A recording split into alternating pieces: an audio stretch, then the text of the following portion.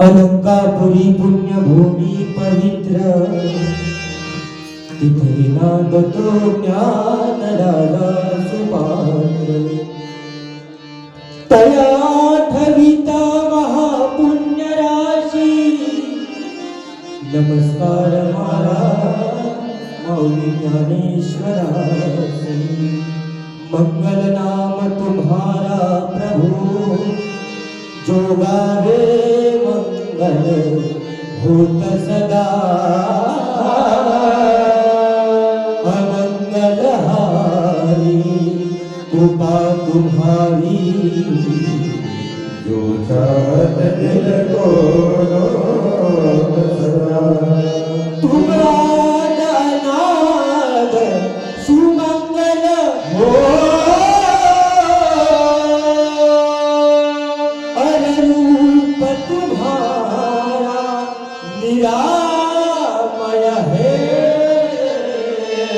तुकड्या कहे भजता तुमको, निर्भावत मंगल.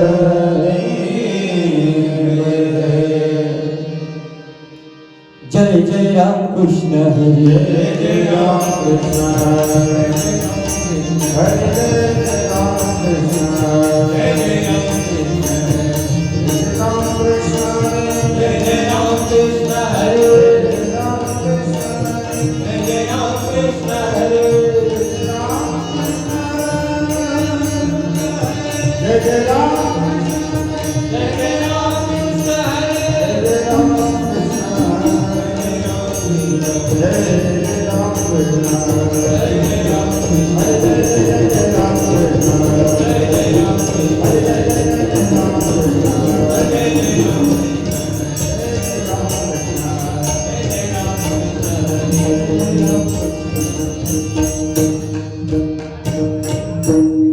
रूप पाहता लोचनी, सुख झाले हो साजनी. रूप पाहता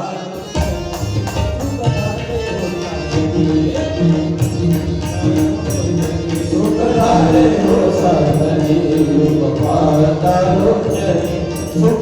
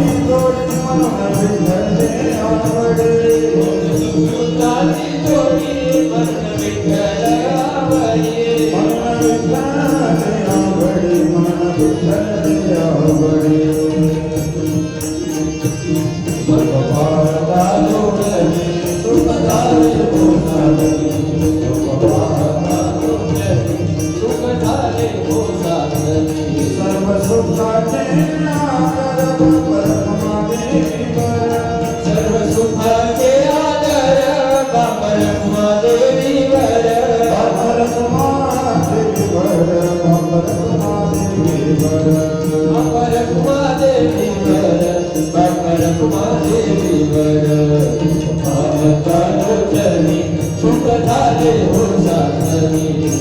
रूप पाहता लोचनी, सुख झाले हो साजनी.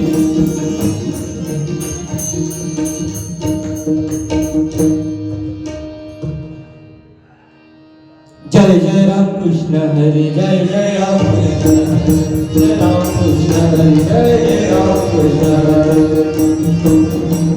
जय राम कृष्ण, जय राम कृष्ण हरे, जय राम कृष्ण, जय राम कृष्ण हरे,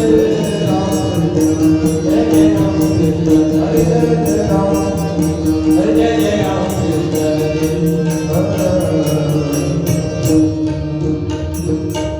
पुंडलिका वरद हरी विठ्ठल, श्री ज्ञानदेव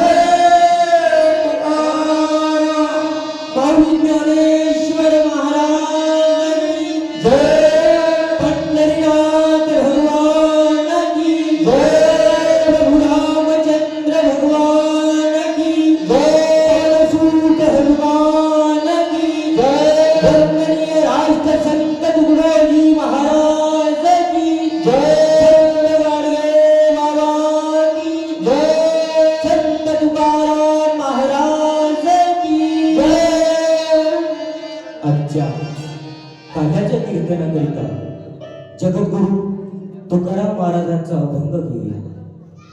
कारण सर्व समाजाला जागवण्यासाठी हे संत येत असतात. दादा याचा बेस थोडा कमी करा, इको थोडा कमी करा, वरचे भोंगे बंद करून द्या. तुम्ही आम्ही ऐकलो म्हणजे कीर्तन झालं.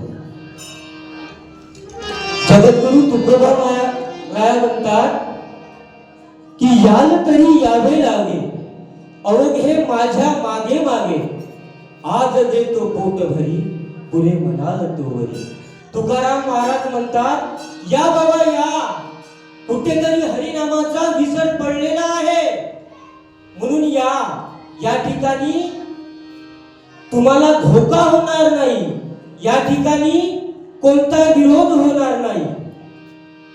याद तरी यावे लागे, अवघे माझ्या मागे मागे, आज देतो पोट भरी, पुरे म्हणाल तोवरी.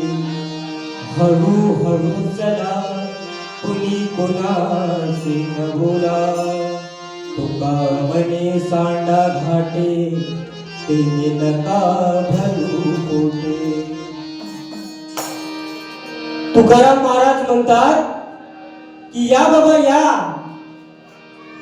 हळूहळू या, पोटभर जेवण सुद्धा मिळणार आहे ह्या कार्यामध्ये. तर पोटभर जेवणच नाही, तर माणसाच्या मेंदूले जे जेवण पाहिजे, विचाराचं जेवण सुद्धा मिळणार आहे. या थोडेसे बसा, आपण सुद्धा आलो पाहिजे. अरे संतांनी, सगळ्या संतांनी एकत्रित पंढरपुरामध्ये काला केला. भगवान श्रीकृष्णानं वाळवंटात काला केला आणि संतांच्या विचाराने आपण आपल्या काचन गावामध्ये माऊली ज्ञानेश्वर महाराजांच्या सोहळ्यानिमित्तानं हा काला आहे. तुका म्हणे काला वैकुंठी दुर्लभ, जन्माले आला घे काला. या जीवनात जन्माले आलो आपण, काहीतरी केलं पाहिजे, काहीतरी आपण समाजापुढे विचार चांगला मांडला पाहिजे, चांगला विचार आपण समाजात नेला पाहिजे. एक गावात तरुण दुरुस्त करायचं असेल तर एक गाव दुरुस्त करावं लागणार. हरी गुण गावो चला, हरी गुण गावो चला, हरी गुण गावो चला, हरी गुण गावो चला.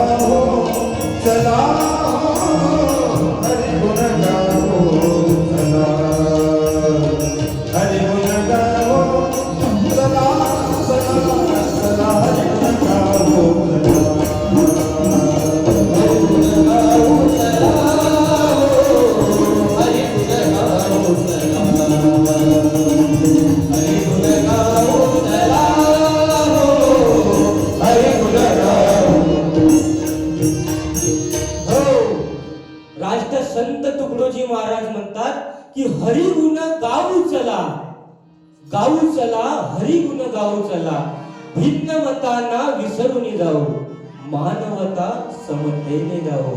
अरे माणसाच्या मेंदूचा पूर्ण सप्पाजर करायचा असेल तर या विचाराची गरज आहे. राष्ट्र संत तुकडोजी महाराज एका ग्रामगीतेच्या ओळीत सांगतात की वाईट भावना नाशावया, लोकी कर्तव्यशीलता यावया, समाज सुस्थितीत नांदावया भजने केली संतांनी. आता या गावागावात भजन जर चालू करायचं असेल तर या विचाराने जावं लागणार, या मार्गाने जावं लागणार की गावागावाशी जागवा, भेदभाव समूळ मिटवा, उजळा ग्रामोन्नतीचा दिवा तुकड्या म्हणे. तुकडोजी महाराजच नव्हे तर अनेक साधू संतांनी या समाजाला जागवण्याचं काम केलं. तोच विचार जगद्गुरु तुकाराम महाराजांनी म्हटला. अरे 2500 वर्षापूर्वी तथागत भगवान बुद्ध लिहितात की संगम शरणम गच्छामी, अत्त दीप भव, स्वयं प्रकाशित व्हा, स्वतःतील वाईट गोष्टी काढून टाका, चांगल्या मार्गाने या.